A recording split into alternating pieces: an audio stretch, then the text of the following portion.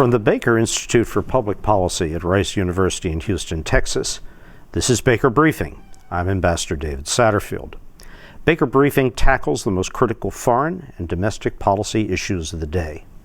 Through conversations with subject matter experts, we seek to provide meaningful analysis and independent perspective. Each episode is recorded in front of a live audience at Rice University in Houston, Texas. Today's topic: what's next for global energy markets? To lead today's discussion, I'm pleased to welcome Gabriel Collins, Baker Institute Center for Energy Studies Fellow in Energy and Environmental Regulatory Affairs. He is joined by Mark Finley, Baker Institute Fellow in Energy and Global Oil, and Dr. Anna Mikulska, the Baker Institute's Fellow in Energy Studies. Well, good morning, and thank you for sharing this time with us. With respect to Europe's energy situation, recent weeks have seen a spate of commentators effectively call the game at halftime, claiming in various ways that Russian energy blackmail has been defeated and that in the most extreme example, the world economy no longer needs Russia. These opinions arise from an incomplete assessment of highly dynamic energy and economic realities. Full gas inventories, built in part on industrial activity cutbacks, are statically viewed as a policy victory. Reduce gas use from a thus far fortuitously mild winter rather than sustainable consumption changes have dampened the high prices that burdened the world through much of 21 and 22. And critically, China's zero COVID policies meant that significant quantities of LNG and crude oil that would normally go to China could instead flow to Europe. Had China lifted its zero COVID policy in December of 2021 rather than December of 2022, Europe's gas security would likely have been far more perilous this winter, and global gas prices would have been far higher, with major cascading impacts across the energy and commodities complex. Likewise for global oil prices. Complacency helps set the stage for an energy reckoning this coming winter. Depending on decisions taken this year, 2023, it could potentially also set the stage for prolonged and economically destructive market volatility. Russia and key non-EU consumers are now trying to figure out what to do with the volume of homeless natural gas that's roughly equivalent to the annual production of Qatar. The situation is dynamic and Russia is playing the long game. Another 2 years, i.e. 2 to 3 winters of war, is an unfortunate but very real prospect. The weather will not likely remain indefinitely favorable, and another prolonged bout of high energy prices would severely test Allied support for Ukraine. Put bluntly, Russia is one cold winter away from having the conversation in Europe and NATO evolve from what tanks shall we send to something more along the lines of how can we push Kyiv to accept Russian conquest so that we can afford gas again. Caving to Moscow would not fundamentally alleviate the European and global energy crunch, but tight energy markets can cloud strategic vision and quietly but surely fracture resolve, as we saw in the summer of 2022, when it was unclear if the continent would be able to amass enough gas to make it through winter. Against this challenging but critically important backdrop, it's my pleasure to sit here and spend some time with you discussing these issues with my colleagues Mark and Anna. And with this, Anna, I'd like to lead off with you and let you give a bit of an overview of some of the things that you're seeing in the gas markets that the audience should be aware of. Thank you, Gabe, and thank you for having me. Yes, we are in a very precarious situation, despite a lot of news that are coming from Europe about Europe being safe this winter. Be it as it may, there are issues there that are of concern. So kind of giving the background, before 2021, Russia would supply approximately 40% of EU demand. Now it supplies around 7.5% of EU demand. So yes, there has been a success in a way that Europe has been able to still have a working economy, but really decrease the amount of gas that would go from Russia to an extent that was previously being thought as almost impossible. So what are the flows that are still coming from Russia? Well, first of all, major pipelines are not functioning. Nord Stream 1 was blown up, both of the pipes that belong to it, together with one of the pipes of Nord Stream 2 that has not actually delivering yet any gas to Europe when it was blown up. Also, that's 55 BCM of gas that was going directly to Germany that's not going there. That's approximately 50% of Germany's demand. Also, Yamal pipeline that goes via Poland doesn't currently bring any Russian gas anymore. It's been sanctioned actually by Russia, and that's another 33 BCM of gas. Considering Europe would bring around 150 to 170, 88 BCM is completely out of the market. We don't also see all the flows that would be going via Ukraine. Only 1/3 of contracted volumes that Gazprom has contracted to transit via Ukraine are currently flowing via Ukrainian transit. And those volumes that are contracted are about 1/4 of actually the whole capacity of Ukraine. So the amount of gas that's going there is not much. Where gas is flowing full speed is through Turkish Stream. So Russia built up a pipeline that delivers gas to Southern Europe, and that's where we see actually full volumes reaching Turkey. To Europe, approximately 15 BCM that would flow still. However, it is Southeast Europe rather than entire Europe that can feed off of that, and that those volumes are not that big anyways. We've seen increase of Russian LNG coming into Europe over 2022, which is something that one needs to underscore. Most of it, approximately 98% of that LNG comes from an independent, and I would put here the quotation marks on that, independent Russian company, Novatek. It's basically not state-owned. So that's approximately 8.45%, 8.45 BCM that came from Novatek, plus a little bit from Gazprom, from a new terminal. What helped Europe with the decrease of the flows from Russia is, of course, the increase of LNG, not only Russian LNG, but especially US LNG, Qatari LNG, and pipeline gas from Norway.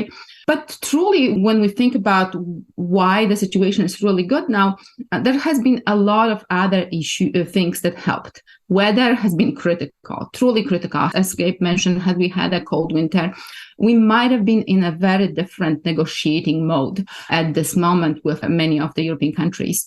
Also, there has been decrease in demand.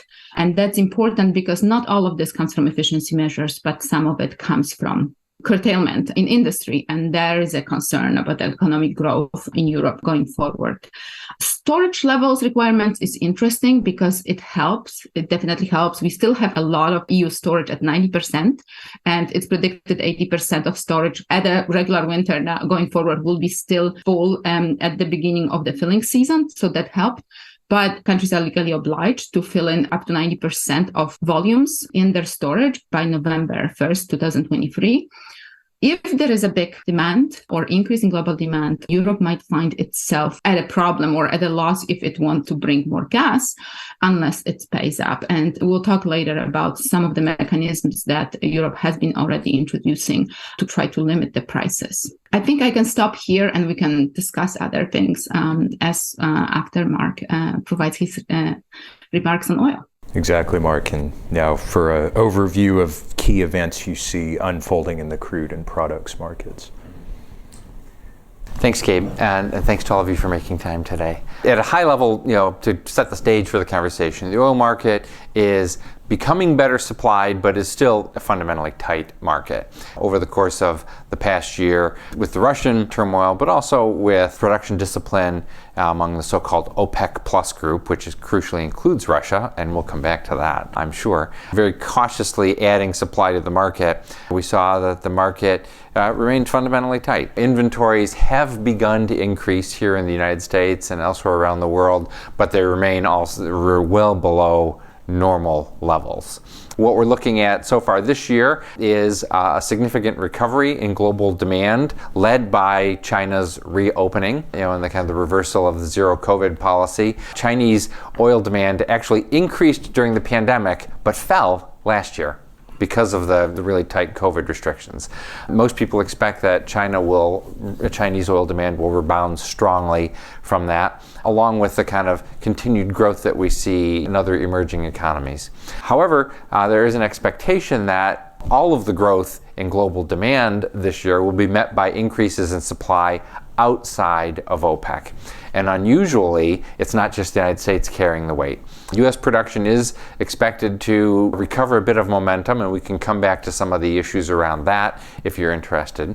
But in addition to the United States, significant growth is expected in Latin America, Brazil, Guyana, Canada, and a number of other countries as well. And so the reaction to higher oil prices and investments that had been in train for several years are at a point of bearing fruit.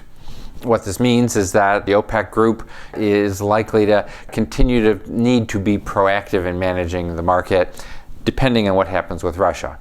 On Russia, supplies have actually surprised people on the upside. The Russian supply has been more resilient than many oil market analysts had expected after the invasion. With December, we saw the institution of an outright embargo of crude oil purchases by the EU and the institution of a price cap on Russian oil sales instituted by the US and its allies among the group of 7 countries. We can talk more about the implications of that, but for right now, what it looks like is that Russian supplies exports dipped a bit, but then recovered. And that market has been able to find new buyers, partly because Russia has been willing to offer large discounts. The next action point, February 5th, when the EU puts in place an embargo on purchases of refined products from Russia, and accompanying that, a G7 price cap on Russian sales of refined products. And again, Russia is before the crisis, was the second biggest exporter of crude oil in the world and the second biggest exporter of refined products. And we can talk more if you're interested about the dynamics of the refining system as well. I mean, last year we saw one of the biggest increases of crude oil prices ever, but we saw the biggest increase ever by far for diesel prices around the world. So in addition to a tight crude oil market, there's also an issue of the reality of a tight refining system globally that is adding to prices at the pump through the tighter refining margins as well. So those are a high-level wrap-up of the big things that I'm looking at for understanding, the oil market's direction this year. And a lot of it will hinge around policy choices made in Moscow, in Brussels, in Washington, and in Riyadh. Thank you, Mark. And I think your remarks and Anna's remarks are a great segue into a question here that I think is of interest to us and is likely of interest to many of you in the audience as well, and sort of gives a little bit of background context. And that is, when we think about various forms of economic warfare that affect energy supplies and how countries might decide to apply coercive leverage, what are some of the key differences between oil and natural gas? And I'll start with you, Anna, if you guys could each take a couple of minutes to give your views on that. Absolutely. So one of the major issues with gas that it cannot be redirected as easily as oil can. I think some of the crude sellers would question my easily remark. However, for gas, it's actually impossible. And what has happened in Russia and after the invasion, it's been Russia that has been constraining flows of natural gas to Europe. Not so much Europe, because EU knows, and particularly, that it wasn't able to bring in enough gas from other sources.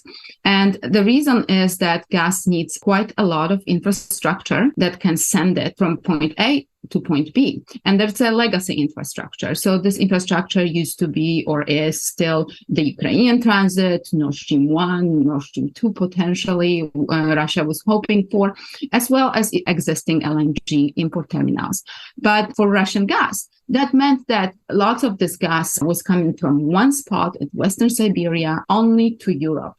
Nowhere else can it be sent because there's no other connections. So when we actually hear about Russian gas going instead to China, well, that's actually a very different gas from different source that would have been otherwise going to China, whether or not Russia would be delivering gas to Europe. So that's a very important point, because we often hear in the discussion of how Russia can easily replace supplies that it would otherwise send to Europe by sending a supply to China. That's not that easy, takes time, just like it takes time for Europe to bring alternative supply. Now, Europe succeeded to a certain degree in that, as it was able to bring new import terminals or the floating terminals. So we see already some of them installed in Netherlands, Germany, I think getting ready in Finland to bring in LNG onto the market.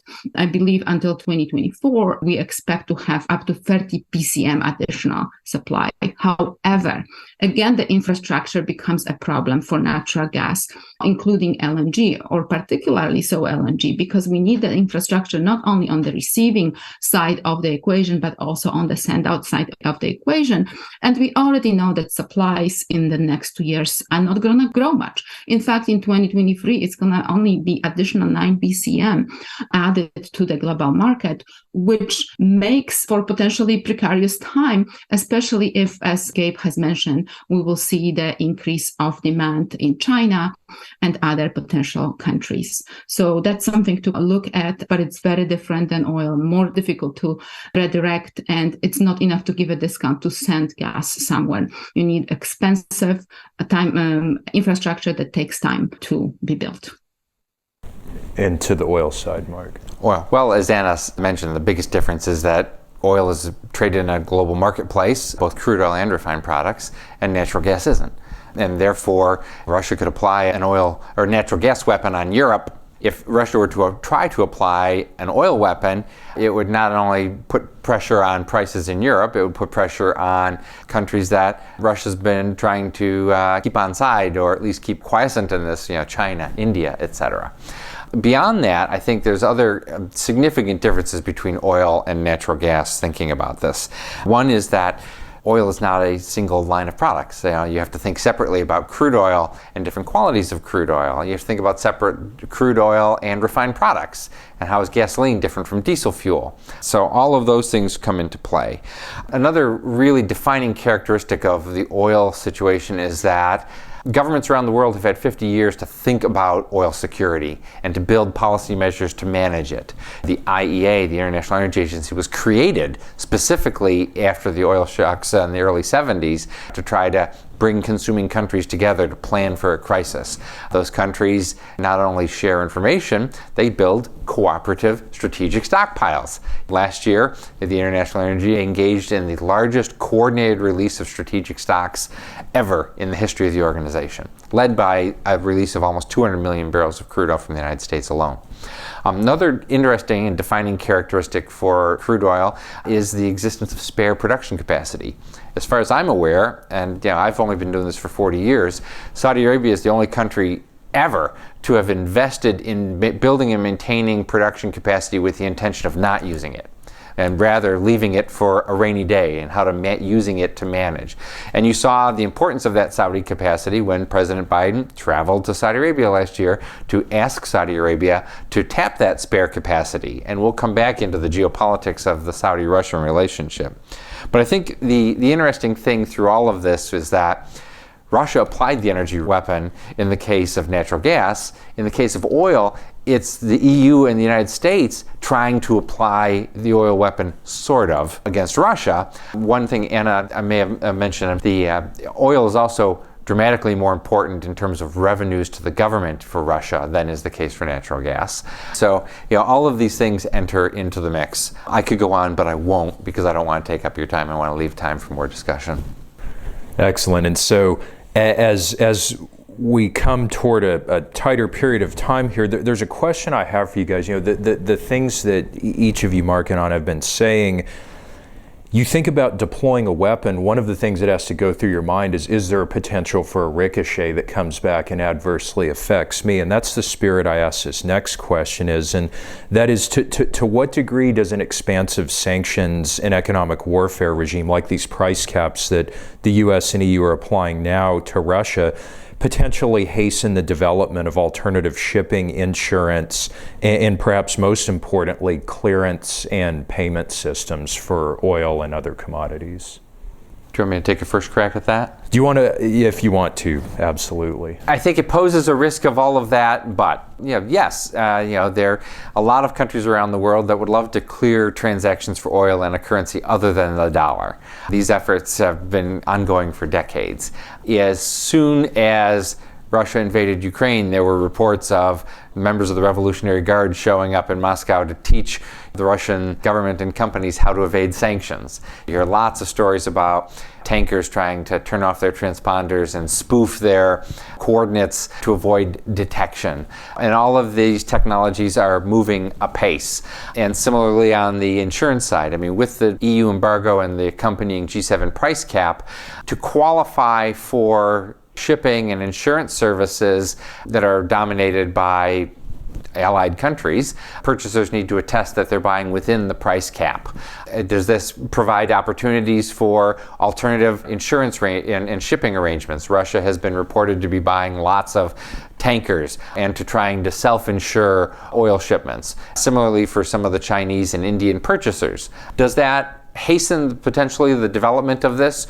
Sure, but again, the but part.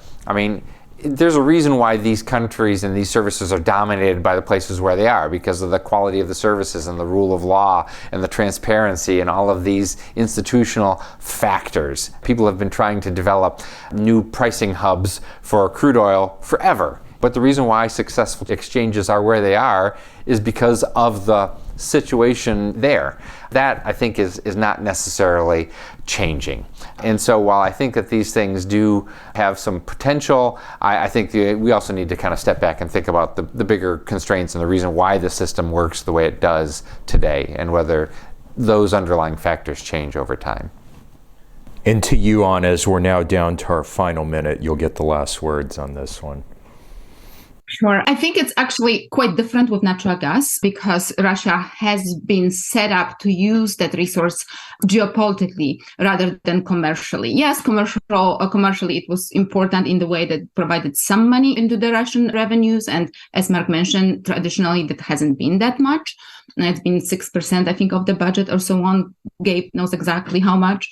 But Russia actually tried to impose price in rubles for gas. And it's actually indicative of how countries would react for specific imposition of currency that they may not want to pay with.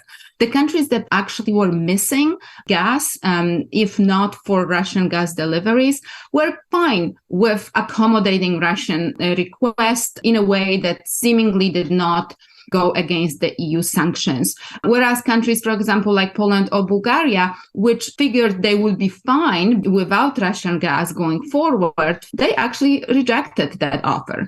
And that's indicative of what would happen with a lot of the gas supplies. Lots of countries that would have access to others would change to what they prefer in terms of pricing or in terms of delivery, contract terms, and so on. But I think what's interesting is that the situation with natural gas and Russia using it as a weapon is that it will end up backfiring, at least in a short to medium term on Russia, as it loses earlier than it thought it would have lost the European market. Europeans are quite determined that at the very least they will never, or they will try not to be as dependent on Russia going forward. And I think that's what we will actually going to see, even some of the volumes of Russian gas turn to Europe.